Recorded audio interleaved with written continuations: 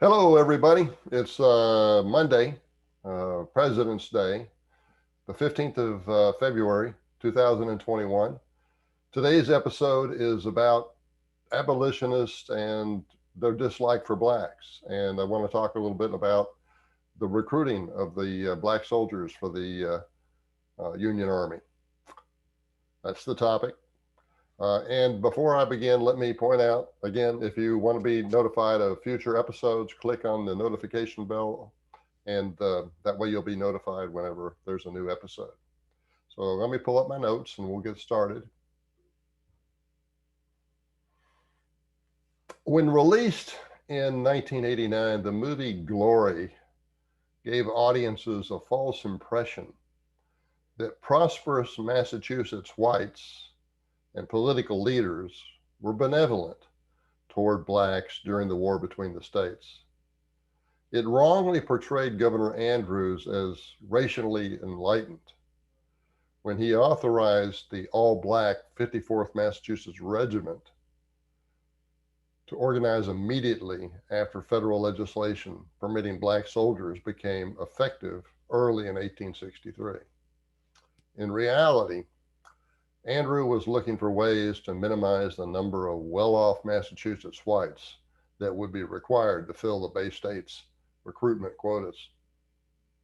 Even though Andrew had been lecturing President Lincoln from a distance for the preceding 8 months that Massachusetts would provide a flood of high quality recruits if the president would become an abolitionist, financially successful Bay State whites increasingly avoided military service as uh, Lincoln progressively sided with Andrew's supposed viewpoint. In one recruitment study, William Marvel discovered that 80% of Massachusetts volunteers had incomes below the state's median, which was the highest percentage throughout New England. More than elsewhere, for Massachusetts, the war between the states was, quote, a rich man's fight and a rich man's war and a poor man's fight. Concerning Harvard students and graduates, Marvel wrote that those, quote, who wished to wear a uniform could always obtain an officer's commission, but those who had entertained no such desire had no need to worry about compulsion, close quote.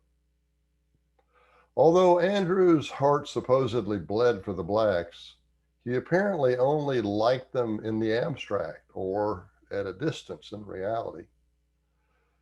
There were fewer than 10,000 in the Bay State, and they accounted for less than 1% of her population. About a week after Lincoln's September 1862 Emancipation Proclamation, War Secretary Stanton asked Andrew to allow 500 Black Virginia refugees to relocate to Massachusetts. The governor turned him down flat. He had expected that emancipation would cause Northern blacks to move to the South, not the reverse. When such refugees arrived in his state, they would, he rationalized, quote, come as paupers into a strange land and climate, to a busy community where they would be incapable of self help, a course certain to demoralize themselves and endanger others, close quote. 16 months later, Andrew seemingly reversed his position in February 1864 when he wrote President Lincoln to complain that the Union Army would not allow Virginia blacks to move to Massachusetts. Realizing that the change reflected Andrews's desire to get a pool of blacks from which individuals might be paid to become substitutes for white draftees, as was permitted by a recent law, Lincoln replied with undisguised sarcasm. Quote, if I were to judge from your letter without external knowledge, I would suppose that all the colored people of Washington were struggling to get to Massachusetts, that Massachusetts was anxious to receive them as permanent citizens, and that I am Lincoln, preventing this. But these are not the facts. If it be true that Massachusetts wishes to afford a permanent home for all or even a large number of colored persons, I would not for a moment hinder them from coming. The preceding reveals as a lie the Hollywood portrayal of Governor Andrew, as it does the Civil War Trust YouTube video portrayal of the same man. And it also distorts the reasons for Black troops in the Union Army. Hollywood's distortions are par for the course, but the Civil War Trust should be more mindful of the truth. At least in earlier years, I would hold it to that responsibility. I guess I still do. But the problem is that the Civil War Trust has renamed itself as the American Battlefield Trust and has done everything it can to demonize the Southern viewpoint. I would urge all viewers to discontinue any donations to the American Battlefield Trust. I would rather see the battlefields return to nature than to have the Confederate monuments removed from them, as is currently being contemplated by Congress.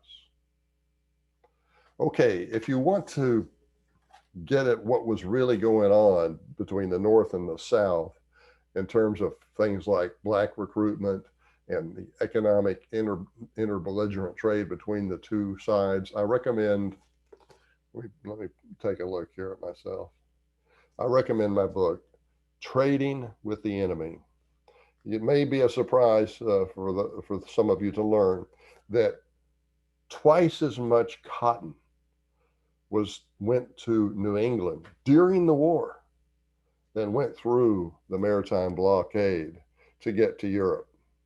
So the Rhett Butler character was a minor character relative to the fellow with the wagon that goes into the Mississippi Valley or elsewhere and buys behind the lines cotton bales with gold. Gold that is used then by the South to purchase weapons with which to shoot Yankees. But the cotton trader, he doesn't care. The New England cotton mill owner, he doesn't care. He wants the feedstock. He wants the feedstock to keep his mills running because he can sell everything that he can produce at the highest possible prices during war. So yes, he'll buy Southern cotton and he'll do it for gold just to get it, and he won't care about whether or not the South uses the gold to purchase weapons. Okay, that's our show for today. I'm Philip Lee, and look forward to seeing you next time.